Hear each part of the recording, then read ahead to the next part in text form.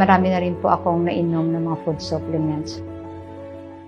Magandang tanghali po sa lahat. Ako po si Ginang Hinobi Bartaho, 60 years old at isang Ilongga from Bacolod City. Ang ngayon ho naninirahan sa Tansa, Cavite. Na-diagnose po ako since 2013. Bali yearly po ako nagpapa-shockwave kasi every year ho siya bumabalik, nawawala, bumabalik.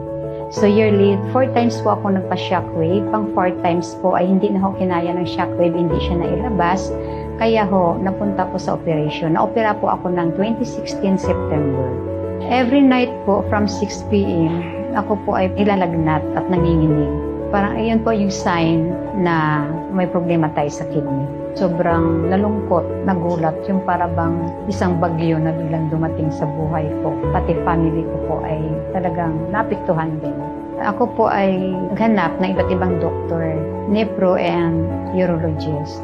Actually, marami na rin po akong nainom ng mga food supplement. Lahat po ng inaalok sa akin ay sinusunggaban namin. Ako din ho ay isang member ng Chantal, distributor. Nagkataon din ho na nung ako ay na-confine, parang sumabay ho ang paglabas nitong product na ito.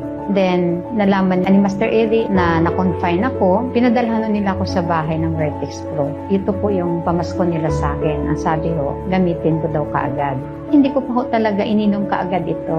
Hinayaan ko lang siya, nakapatama sa taas ng ref.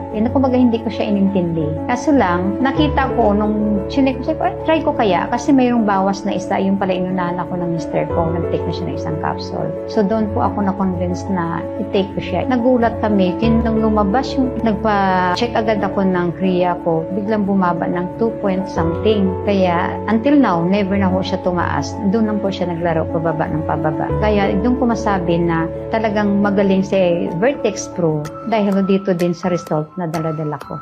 Hindi biro ang paglabas ng bato kasi sobrang sakit dahil malaki siya. Kung makita nyo, medyo nag-crack lang siya ng 3 hati dahil inipit ho siya palabas kasi hindi ko kaya ilabas talaga sa labasan ng ihi. Then after po, lumabas si bato, ang aking creatinine po ay naging 1.19 na lang. Ito po yung aking last result last February 20, 2.8. So sabi ng doktor ko, not bad.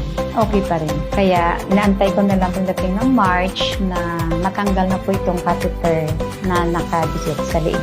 At ngayon nakita nyo na may bagong result ako. Never na ho tumataas ng hanggang 3 something. Lagi na lang po siya nasa 2 point something na lang. Tuloy-tuloy ko na lang po siyang ini-intake hanggang sa bumalik ko sa normal ang aking creatinine.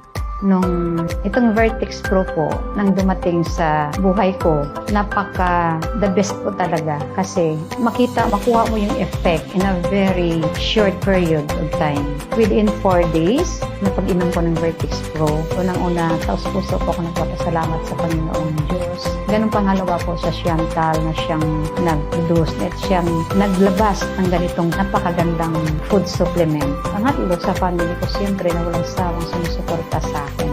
Maraming salamat po sa inyo. Health is wealth talaga, di ba? Habang maaga, dapat pahalagahan natin ang ating kalusugan, ang ating katawan. What we eat and what we intake really matters.